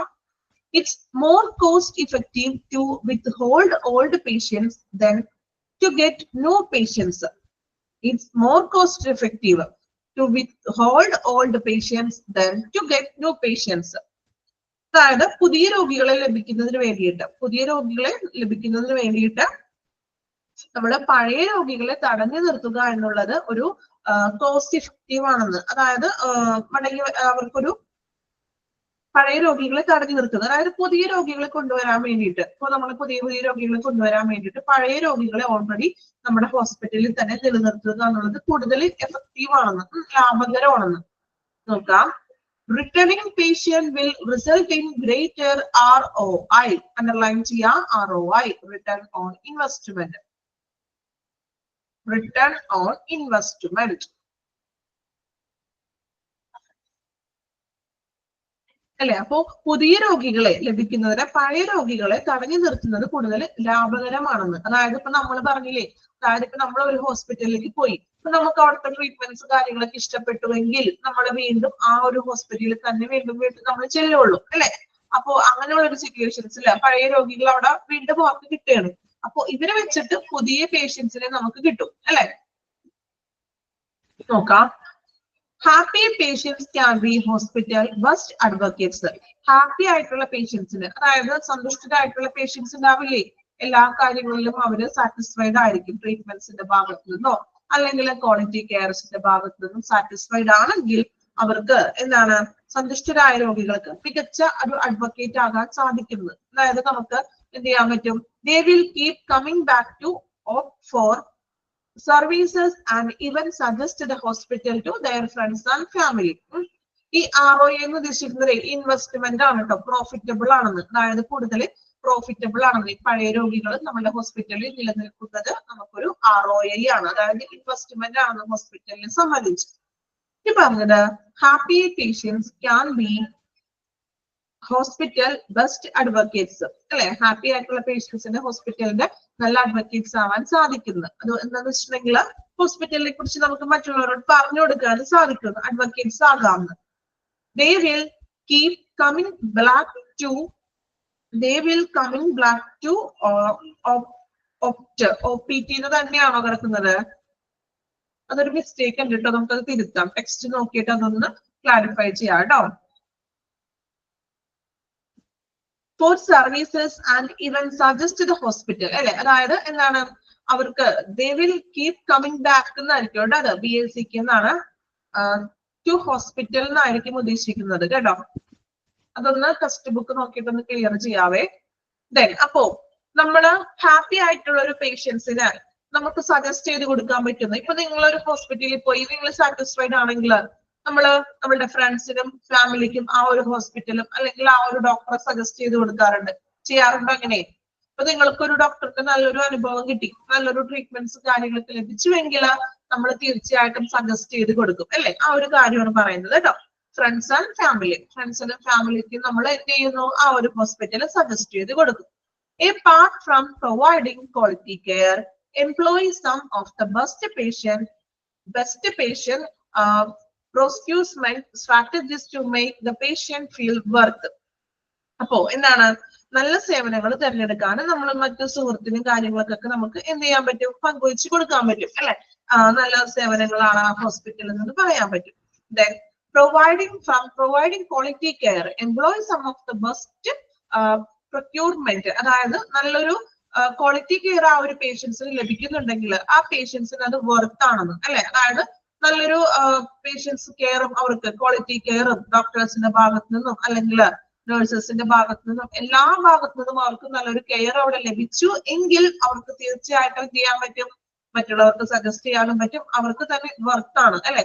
നമ്മൾ ഹോസ്പിറ്റലിൽ ഡോക്ടേഴ്സിനും മറ്റും ഫീസ് ഒക്കെ കൊടുത്തിട്ടാണോ പോകുന്നത്? ഇപ്പോ ഗവൺമെന്റിൽ മാത്രമല്ലേ നമുക്ക് ഫ്രീ ട്രീറ്റ്മെന്റ്സ് കിട്ടുന്നുള്ളൂ, മറിച്ച് നമ്മളൊരു പ്രൈവറ്റ് ഹോസ്പിറ്റലിലൊക്കെ ആണെങ്കിൽ നമ്മൾ ഫീസ് കൊടുക്കേണ്ട ഡോക്ടറിന് സെപ്പറേറ്റ് കൊടുക്കണോ അല്ലെ? അപ്പൊ നമുക്കത് വെറുത്താണെന്ന്, നമ്മൾ ഫീസ് കൊടുക്കുന്നുണ്ടെങ്കിൽ അതിനുള്ള ട്രീറ്റ്മെന്റ്സും കെയറുകളും ഹോസ്പിറ്റലുകളിൽ പ്രൊവൈഡ് ചെയ്യുന്നു. ഓക്കെ, ഒന്ന് വായിച്ചു നോക്കാം കേട്ടോ. Improve patient retention. അതില് ROI ഇമ്പോർട്ടന്റ് ആണ് കേട്ടോ. റിട്ടേൺ ഓൺ ഇൻവെസ്റ്റ്മെന്റ്, അതായത് ഇൻവെസ്റ്റ്മെന്റ് എന്നുള്ളൊരു ഇതാണ് കേട്ടോ. Employ some of the best patient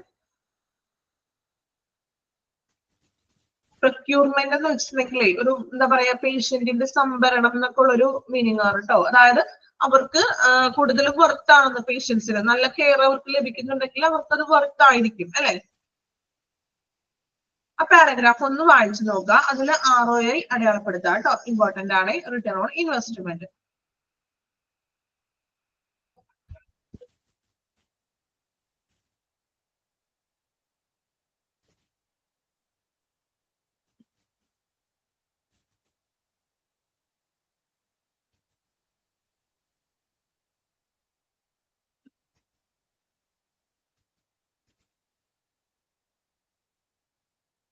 വായിച്ചോ? ആ പാരഗ്രാഫ് മാത്രം വായിക്കാം. ദെൻ അടുത്തത് നമുക്ക് ഇംപ്ലിമെന്റ് സ്ട്രാറ്റജീസ് ആണ്.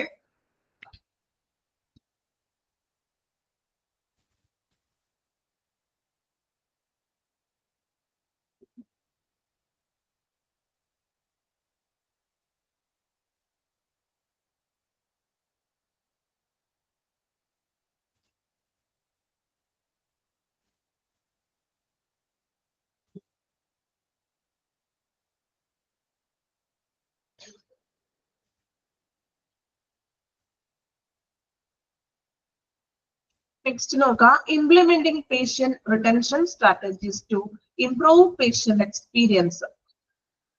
പേഷ്യന്റിന്റെ എക്സ്പീരിയൻസ് ഇംപ്രൂവ് ചെയ്യാനായിട്ടുള്ള സ്ട്രാറ്റജീസ് ആണ് പറയുന്നത്. അപ്പോ ഇത് ഇമ്പോർട്ടന്റ് ആണ് കേട്ടോ. ഇത് match the following type questions ഒക്കെ ചോദിച്ചു കണ്ടിട്ടുള്ളത് കേട്ടോ. ഇതൊന്ന് ഇമ്പോർട്ടന്റ് ആണ്, മാർക്ക് ചെയ്യുക. മാച്ച് ദ ഫോളോയിങ് ആയിട്ട് ചോദിക്കാറുണ്ട് അത്. അപ്പൊ അത് കൃത്യമായിട്ട് അതുപോലെ തന്നെ ബൈ ഹാർട്ട് ചെയ്ത് തന്നെ പഠിക്കാം. Retain existing patients. Retain existing patients. Win back lost patients. നിലവിലുള്ള രോഗികളെ റിട്ടൈൻ ചെയ്യുക, പുനഃസ്ഥാപിക്കുക. വിൻ ബാക്ക് ലോസ്റ്റ് പേഷ്യൻസ് എന്ന് വെച്ചിട്ടുണ്ടെങ്കിൽ നഷ്ടപ്പെട്ട രോഗികളെയൊക്കെ തിരികെ കൊണ്ടുവരിക. അതായത് ട്രീറ്റ്മെന്റ്സ് ഫെസിലിറ്റി ഒക്കെ കുറവാണെന്നൊക്കെ പറഞ്ഞ് പോയിട്ടുള്ള പേഷ്യൻസിന് ഫെസിലിറ്റീസുകളും ഡെവലപ്മെന്റ്സുകളൊക്കെ ചെയ്തുകൊണ്ട് തിരികെ കൊണ്ടുവരിക. അവർക്ക് വീണ്ടും വരാനായിട്ടുള്ള ഒരു സൗകര്യങ്ങൾ ഒരുക്കുക. Conduct patient feedback survey. പേഷ്യൻസിന്റെ ഫീഡ്ബാക്ക് സർവേകൾ നടത്തുക. Ask patients why left. എന്തുകൊണ്ടാണ് നിങ്ങൾ ഇവിടുന്ന് ലെഫ്റ്റ് ചെയ്ത് പോയതെന്ന് അവരോട് ചോദിച്ചറിയുക. എന്തുകൊണ്ടായിരിക്കാം? ചിലപ്പോൾ ഇതുപോലെ ഡോക്ടേഴ്സ് മാറി മാറി പോകുന്നത് കൊണ്ടാകാം, അല്ലെങ്കിൽ മറ്റു ഫെസിലിറ്റീസുകളുടെ അഭാവങ്ങൾ കൊണ്ടായിരിക്കാം. Build a social community. ഒരു സാമൂഹിക കൂട്ടായ്മ ഉണ്ടാക്കുക പേഷ്യൻസിന്റെ ഇടയിൽ. Then incentive is their return എന്ന് വെച്ചിട്ടുണ്ടെങ്കിൽ എന്താ പറയാ, പ്രോത്സാഹിപ്പിക്കാണ് അതിന്. അതായത് ഒരു ഒരു സാമൂഹിക കൂട്ടായ്മ ഉണ്ടാക്കുക, അതിനെ പ്രോത്സാഹിപ്പിക്കുക. Reward patient loyalty. പേഷ്യൻസിന്റെ വിശ്വസ്തതയ്ക്ക്, ലോയാലിറ്റിക്ക് ഒരു റിവാർഡൊക്കെ കൊടുക്കാം. Provide social proof. Social proof എന്ന് വെച്ചിട്ടുണ്ടെങ്കിൽ ഒരു സാമൂഹികമായിട്ടുള്ള ഒരു തെളിവ്, അല്ലെങ്കിൽ അതായത് നമ്മൾ ആദരവൊക്കെ കൊടുക്കില്ലേ, അങ്ങനെ എന്തെങ്കിലും ഇത് കൊടുക്കുക. Listen to the voice of patients. പേഷ്യൻസുകളെ മനസ്സിലാക്കുക, അവരുടെ ശബ്ദം മനസ്സിലാക്കാന്ന്. Then resolve issue of patients. അവരെ മനസ്സിലാക്കുക, അവരുടെ പ്രശ്നങ്ങൾ റിസോൾവ് ചെയ്യുക, സൊല്യൂഷൻസ് കാണുക. ഇത് ഓരോന്നും അതുപോലെ തന്നെ കൃത്യമായിട്ട് പഠിക്കണം കേട്ടോ. ഇതിൽ കൂടുതൽ പഠിക്കാനൊന്നും ഇല്ല. ഇത് തന്നെ ഒന്ന് കണക്ട് ചെയ്തിട്ട് പഠിച്ചാൽ മതി. കാരണം ചിലപ്പോൾ അത് ഒരു മാച്ച് ദ ഫോളോയിങ് മോഡലിലെ ക്വസ്റ്റ്യൻസ് ഒക്കെ ചോദിക്കാനായിട്ടുള്ള ഒരു ചാൻസ് ഉണ്ട്. ടേബിൾ ഇമ്പോർട്ടന്റ് ആണ്, അത് കൃത്യമായിട്ടും പഠിക്കാം കേട്ടോ. ഇനി what can hospital do to upgrade patient retention അല്ലെ.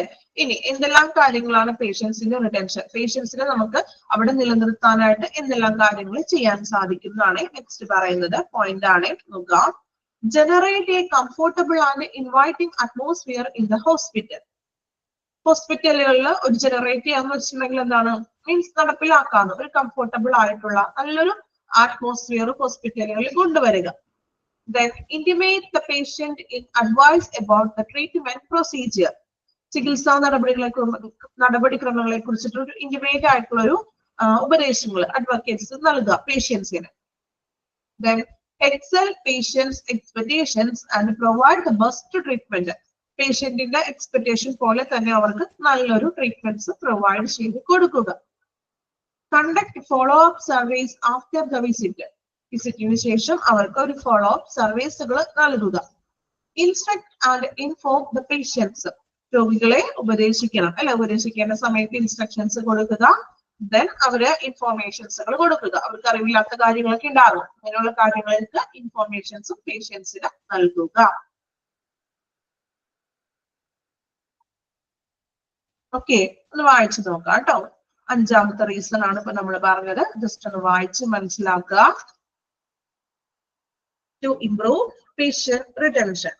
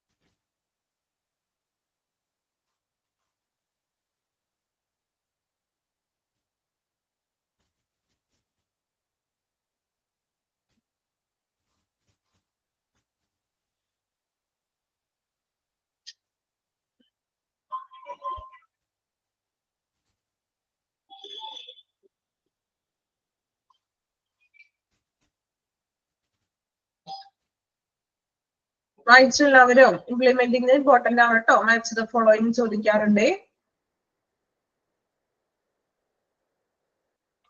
അത് ഇതുപോലെ തന്നെ പഠിക്കണം കേട്ടോ. ചെറിയ പോയിന്റ് അല്ലേ, അപ്പൊ അതൊന്ന് കണക്ട് ചെയ്ത് പഠിക്കാനാണ്. ഓരോന്നും കണ്ടോ ഹൈഫനിട്ട് എഴുതിയിട്ടുണ്ട്. അപ്പൊ അത് ചിലപ്പോ എന്തെങ്കിലും ഫിൽ ഇൻ ദ ബ്ലാങ്ക്സോ അങ്ങനെ എന്തെങ്കിലും ആയിരിക്കും കേട്ടോ. ഇത് ജസ്റ്റ് അതുപോലെ തന്നെ വായിക്കാനുള്ളൂ. നോക്കാം. റിട്ടൈൻ എക്സിസ്റ്റിംഗ് പേഷ്യന്റ്, അതായത് രോഗികളെ എന്ത് ചെയ്യുക, നിലവിലുള്ള രോഗികളെ എക്സിസ്റ്റിംഗ് ചെയ്യാം, പുനഃസ്ഥാപിക്കുക. വിൻ ബാക്ക് ലോസ്റ്റ് പേഷ്യൻസ്, തിരികെ കൊണ്ടുവരിക, നഷ്ടപ്പെട്ടു പോയ പേഷ്യൻസിനെ തിരികെ കൊണ്ടുവരിക. അതായത് ഇപ്പോ എന്തെങ്കിലും ഫെസിലിറ്റീസുകളും കാര്യങ്ങളൊക്കെ ആയിട്ട് കുറവിന്റെ പ്രശ്നങ്ങൾ മൂലം പോയവരുണ്ടാവുമല്ലോ, അവര് നമ്മൾ തിരികെ കൊണ്ടുവരാൻ. Conduct patient feedback surveys, feedback survey conduct ചെയ്യുക. Then ask patients why they left, എന്തുകൊണ്ടാണ് നിങ്ങൾ ഈ ഒരു ഹോസ്പിറ്റൽ വിട്ട് പോയതെന്ന് അവരോട് ചോദിച്ചറിയുക. അത് പല റീസൺസ് ഉണ്ടാകാം. ചിലപ്പോൾ ഡോക്ടേഴ്സിന്റെ പോരായ്മകൾ ഉണ്ടാകാം, അല്ലെങ്കിൽ അവർ ഉദ്ദേശിച്ച പോലുള്ള ഫെസിലിറ്റീസുകൾ ഉണ്ടാവില്ല, അങ്ങനെയുള്ള റീസൺസ് ചോദിക്കാം. Then build a social community, പേഷ്യൻസിന്റെ ഇടയിൽ ഒരു സാമൂഹികമായിട്ടുള്ള ഒരു കൂട്ടായ്മ കണ്ടെത്തുക. നമ്മൾ പറഞ്ഞില്ലേ പബ്ലിക് റിലേഷൻഷിപ്പ് എന്നൊക്കെ പഠിച്ചത് ഓർക്കുന്നുണ്ടോ? അപ്പൊ ഒരു സോഷ്യൽ കമ്മ്യൂണിറ്റി കൊണ്ടുവരിക. ദെൻ ഇൻസെന്റീവ്സ് ദെയർ റിട്ടേൺ, അതായിട്ടുണ്ടെങ്കിൽ അവരുടെ അതൊരു പ്രോത്സാഹിപ്പിക്കാണ്. ഇൻസെന്റീവ് വെച്ചിട്ടുണ്ടെങ്കിൽ പ്രോത്സാഹിപ്പിക്കുക, അവരുടെ ആ ഒരു കമ്മ്യൂണിറ്റി കൂട്ടായ്മയെ പ്രോത്സാഹിപ്പിക്കുക. ദെൻ റിവാർഡ് പേഷ്യന്റ് ലോയാലിറ്റി, പേഷ്യന്റിന്റെ വിശ്വസ്തതയ്ക്ക് റിവാർഡ്സുകൾ നൽകുക. പ്രൊവൈഡ് സോഷ്യൽ പ്രൂഫ്, അതിനൊരു സാമൂഹികമായിട്ടുള്ള ഒരു പ്രൂഫ് കൊടുക്കുക. Listen to the voice of patients, പേഷ്യൻസിനെ തിരിച്ചറിയുക. Then resolve issue of patient, പേഷ്യൻസിന്റെ ഇഷ്യൂ സോൾവ് ചെയ്യുക. ഓക്കെ, അതുപോലെ തന്നെ പഠിക്കണം കേട്ടോ. അതുപോലെ തന്നെ വായിക്കാൻ പറ്റുള്ളൂ അത്. ഓക്കെ, അതുപോലെ തന്നെ അത് വായിച്ച് മനസ്സിലാക്കാം. അപ്പൊ നമ്മള് 5 റീസൺസ് കംപ്ലീറ്റ് ചെയ്തിട്ടുണ്ട് കേട്ടോ. 5 റീസൺസ് നമ്മൾ കംപ്ലീറ്റ് ചെയ്തു.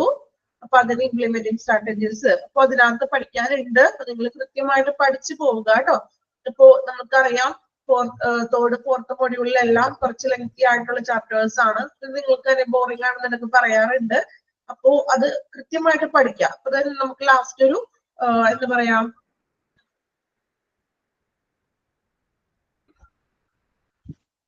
നമുക്ക് റിവിഷൻ പോലെ ചെയ്യാം.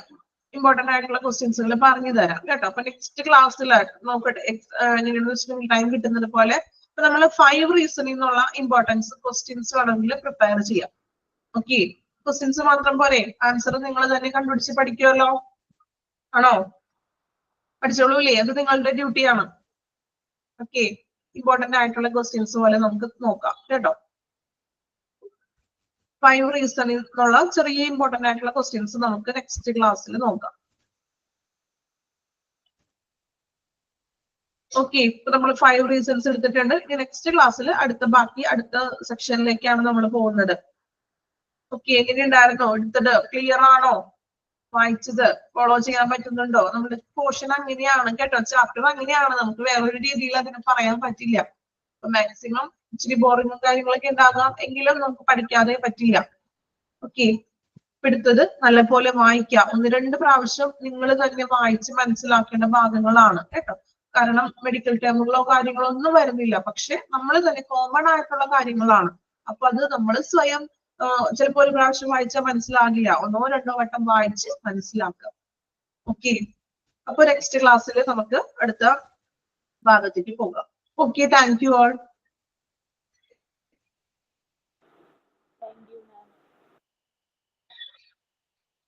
Thank you, ma'am.